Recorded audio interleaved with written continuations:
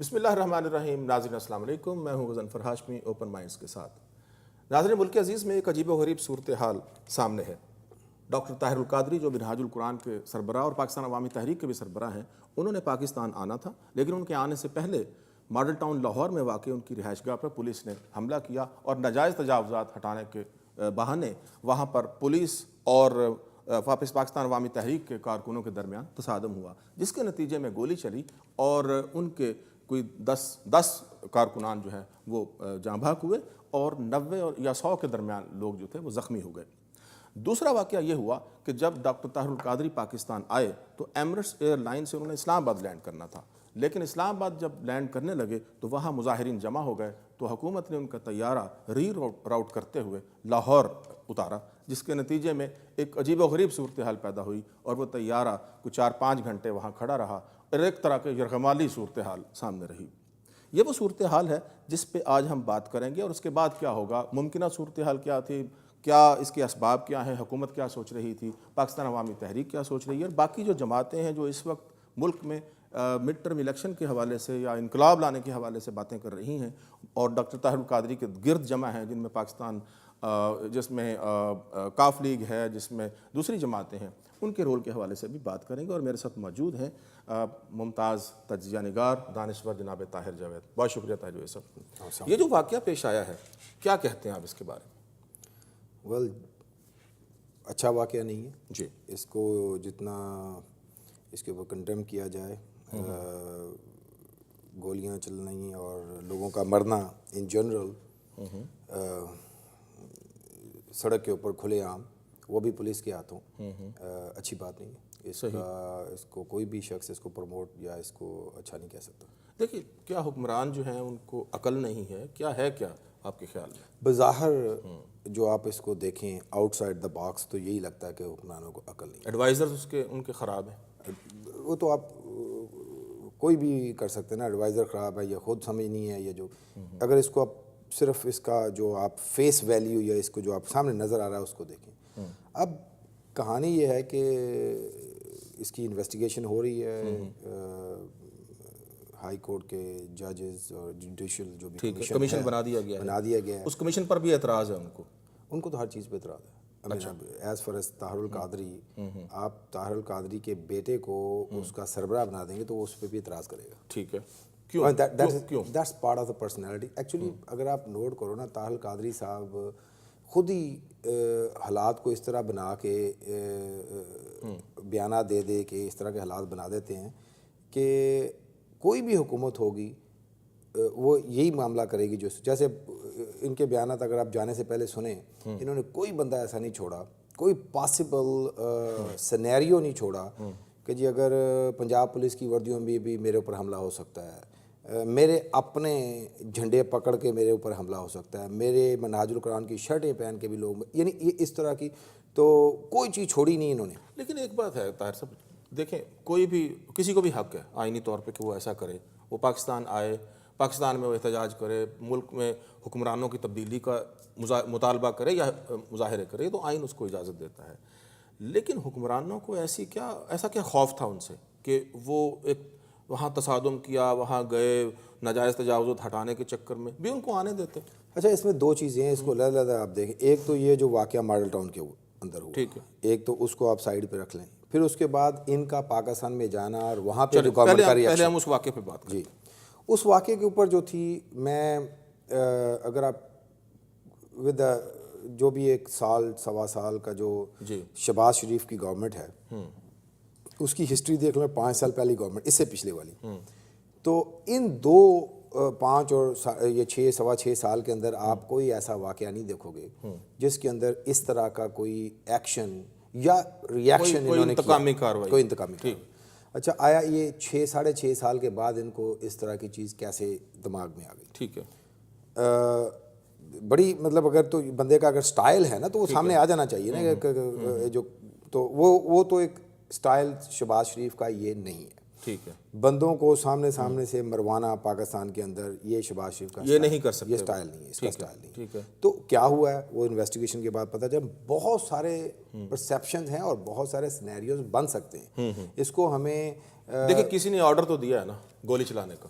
اب اگر میں آپ کو، میں ایک اپنے ایک دوست سے ملواکی میں، فاروق، اس سے بات کر رہا تھا، تو he put up a very good scenario in front of me کہ بھئی آپ اگر پرویز الہی کا دور یاد رکھیں، میجر پولیس ریفارمز اس کے دور میں، اس دور میں ریفارمز جو وہ بولتے ہیں نا کہ ہم نے ریفارم، وہ ہوئی بھی تھی ویسے، وہ ٹریفک پولیس کا تو بڑا اچھا ایک معاملہ اس نے شروع بھی کر دیا تھا، لیکن پولیس کے اندر جو بھرتیاں، ریفارمز کے نام پہ جو بھرتیاں ہوئیں، وہ اندھا دھند تھی، اور اس کی کوالیفیکیشن ایک ہی تھی کہ بندہ جٹ فیملی سے ہونا چاہیے، ٹھیک ہے، ٹھیک ہے نا، اچھا، اور تابع دار ہونا چاہیے اپنا گجرات کا، ٹھیک ہے، اچھا اب میں تو آپ کو ایمانداری کا تو کہ یہ جو سیاسی ابھی بالکل تنہائی کا شکار ہے، دونوں بھائی رہ گئے نا and of the day, cousins, تو یہ مظلوم قسم کی، جیسے آپ کبھی دیکھو نا، you feel bad for Pervaiz Elahi and اپنا شجاعت، تو اب انہوں نے اس تنہائی کے ڈپریشن سے نکلنے کے لیے ان کو کوئی بھی ایکشن کچھ نہ کچھ چاہیے تھا۔ میں تو یہ سمجھتا ہوں کہ جو پنجاب پولیس کے اندر اس کے اپنے بندے، ہو سکتا ہے پرویز الہی نے پیچھے سے یار شاباش چلا یار 2-4، ناٹ دیٹ کہ بھی 15 بندے مار دو یا 10 بندے مار دو، یا تھوڑی گولی شولی چلاؤ، ذرا ایکشن ویکشن ہو تاکہ ان کے خلاف بھی لوگ سڑک کے اوپر نکلیں۔ میرے خیال سے دیکھیں شہباز شریف کیوں گولی چلا کے اپنے اوپر دھبا لگائے گا؟ صحیح، تو اس کو پنجاب پولیس کے اندر وہ کون شخص ہے جس کی یارانہ یا اس کے جیب کے بندے، رانا ثناء اللہ سے پھر کیوں انہوں نے استعفیٰ لیا؟ اچھا اب رانا ثناء اللہ تو اچھا ایک کمیٹی بنی ہوئی تھی، یہ جب طاہر القادری صاحب نے آنے کا اعلان کیا اور یہ کیمپین اور یہ کیا اس کو بولتے ہیں تحریک اور انقلاب اور یہ وہ، تو شہباز شریف صاحب نے ایک کمیٹی بنا دی، اس کمیٹی کے اندر رانا ثناء اللہ اور بہت سارے یہ لوگ، چیف سیکرٹری اور جو ان کے پرنسپل سیکرٹری نال دا، تو یہ سارے لوگ اس میں تھے، رانا ثناء اللہ واز لیڈنگ دا کمیٹی۔ اچھا اب اس کمیٹی کے نے انتظام کرنا تھا کہ یہ جیسے بھی اس کے اندر نا آپ پرو ایکٹیولی آپ اس معاملے کو تو اس کا تو ان سے استعفیٰ لینا تو بنتا ہی تھا۔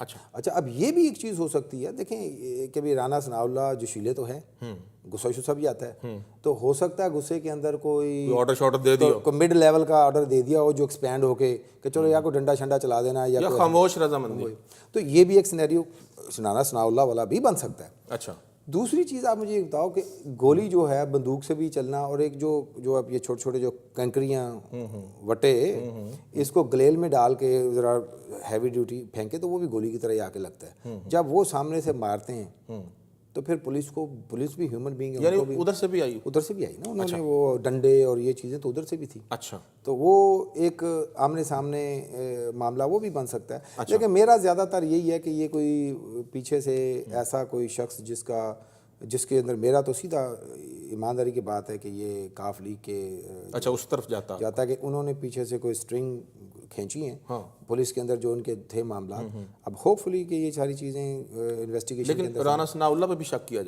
جا سکتا ہے میرے حساب سے، کیونکہ رانا کیا انہوں نے وفاداری یا غصہ کیا تھا؟ غصہ ہو سکتا ہے نا، غصہ ہو سکتا ہے رانا ثناء اللہ کا، پھر یہ کہ دل سے طاہر القادری صاحب کے اوپر غصہ آنا تو بڑا نیچرل ہے۔ اچھا وہ تو آپ کو بھی آتا ہوگا۔ نہیں غصہ آنا تو اور بات ہے، لیکن دیکھیں اس طرح کے کام کرنا ایک مختلف بات ہے نا۔ آپ اب یہ دیکھیں کتنی، آپ بتائیے کہ کتنی ایک یعنی سیاسی طور پہ کتنی غیر دانش مندی کا اقدام بالکل کہ ان کے آنے سے پہلے آپ یہ کام کر دیں، فضا تیار کر دیں اس کے آنے کی۔ بالکل غیر دانش، کوئی بندہ سوچ بھی نہیں سکتا کہ حکومت ہے جو اس کے خلاف ہے اور اس کے لیے اس کے حق میں یہ کر رہی ہے۔ اب دیکھیں نا آپ کے دماغ میں بھی یہ چیز فٹ نہیں ہو رہی کہ وائی، تو یہ ایک بڑا ایک ہے کہ بھی why Shahbaz Sharif wanted to put that black spot on his career, بالکل یہ تو ایک چیز سامنے نظر آتی ہے۔ اچھا اور یہ گلو بٹ ٹائپ کیا چیز ہے؟ گلو بٹ جو ہے یہ ور آئی انڈرسٹینڈ کہ ٹاؤٹ، جیسے پاکستان کی پولیس جو ہے وہ ٹاؤٹ کے بغیر چل نہیں سکتی، کیونکہ انہوں نے اپنا کام تو کرنا نہیں ہوتا، اس طرح کے لوگ رکھے ہوتے ہیں جو جا کے انویسٹیگیشن کر آ کے محلے میں پوچھ پچھا کے کہتے ہیں کہ نون لیگ کا وہ بندہ، اب یہ نون لیگ کا ورکر جو ہونا محلے کے، ویسے انہوں نے تو خیر اس کو کر دیا ڈینائی، ہاں مجھے نہیں اس کے اندر کوئی آئیڈیا کہ وہ ہے یا نہیں ہے، اگر ہے بھی، اگر اس کا دیکھیں یہ جو ایک 200-400 500 1000 روپے کا ایک وہ اسٹفڈ ٹائگر اپنے گھر کی چھت پہ رکھ دینا یا ایک جھنڈا لگا کے نون لیگ کا ورکر تو کوئی بھی بن سکتا ہے نا۔ تو اب مجھے نہیں پتا، ہو بھی سکتا ہے، میں اب نون لیگ کے سارے ورکرز کو نہیں جانتا، نون لیگ میں تو سارے لیڈرز کو نہیں جانتا ان کے، صحیح، تو لیکن یہ ضرور جانتا ہوں کہ پاکستان پولیس بغیر ٹاؤٹ کے چل نہیں سکتی، اور یہ ان کا ایک ٹاؤٹ ٹائپ کا بندہ ہے، مونچھیں شوچھیں بھی باقاعدہ وہی ٹاؤٹ والی رکھی ہوئی تھی اس نے، تو پولیس نے اس کو یوز کیا۔ ویسے تو خیر اس طرح کے کریکٹرز ہر جگہ ہیں، بالکل موجود ہیں، گلو بٹ از پاکستان کی جو فیوڈلز ان کے پاس ہیں ایبسولوٹ، اور سیاستدانوں کے پاس بھی ہیں. بالکل ہے. اب اگر آپ نوٹ کریں کہ اگر جو بڑا اب تو خیر مذہبی جماعتوں کے پاس بھی ہر بندے کے پاس گلو باٹ موجود ہے جی. میرے خیال سے یہ اگر یہ نون لیگ کا ہے تو یہ کل کو کاف لیگ کا بھی ہو سکتا ہے. یو نیور نو کہ نون جیسے وہ نا کہ نون لیگ کی شرٹ میں کاف لیگ کا ہی ہو. ہاں یو نیور نو. بالکل صحیح. تو گلو بٹ جو ہے ایسے جو کریکٹرز ہیں ان کو سوسائٹی کو کیا کرنا چاہیے پھر؟ ویسے سوسائٹی نے جو کرنا چاہیے تھا کیا اس کے ساتھ کیا کر دیا اس کے ساتھ کر دیا. لیکن ویسے میں تو اس کے حق میں بھی نہیں ہوں. میں کہتا ہوں جسٹس جو ہے نا وہ تو باقاعدہ کورٹ سے اندر سے جو سسٹم کے ساتھ ڈلیور ہونا چاہیے اور وہ نظر بھی آنا چاہیے. اور یہ اگر آپ نوٹ کرو تو موجودہ گورنمنٹ کی حکومت کی یہ بھی ہے کہ جسٹس ہو اور نظر بھی آئے. دیکھو ہونا ایک اپنی جگہ نظر نہیں آئے گا نا تو لوگوں کے اب کیسے ہوگا؟ یعنی وہ تو کمیشن مان ہی نہیں رہے. کوئی کمیشن کے اندر چینجز کے لیے اپلیکیشن دے دیں, مطلب اس کو چینج. وہ تو کہتے ہیں کہ اسی سال انقلاب آئے گا. اب انقلاب تو طاہر القادری صاحب تو نہیں لا سکتے. جو شخص انقلاب لانے کے لیے جو ہے نا ورکرز کا اکیلا خون نہیں, طاہر القادری صاحب کو اپنے سر سے بھی تھوڑا خون نکالنا پڑے گا. اچھا, تو انقلاب تو تبھی آئے گا نا. اب یہ گاندھی ڈنڈے نہیں کھاتا ٹرین کے اندر, تو وہاں پہ جا کر کے یہ سارا کچھ نہیں چلنا تھا. تو یہ ڈنڈے کھانے ضروری ہیں. اچھا, جو اور انہوں نے نہیں کھائے. ہاں, نیلسن منڈیلا نے بھی جیل کاٹی. تو انقلاب طاہر القادری صاحب لانا چاہتے ہیں کینیڈا میں بیٹھ کے, یا پھر وہ جو کیا وہ ٹینکر میں کیا وہ کنٹینر میں بیٹھ کے, یا پھر ایک طرف پرویز لائی دوسری طرف گورنر پنجاب بیٹھ کے ان کو بالکل اوپر انہوں نے وہ رکھی ہوئی تھی کیا بلٹ پروف کچھ. تو اب اس طرح انقلاب ہوتا ہے, خدا کا واسطہ یار, اس طرح انقلاب کیسے آئے گا؟ اچھا, جہاز کو ری راؤٹ جو کیا گیا وہ کیا تھا؟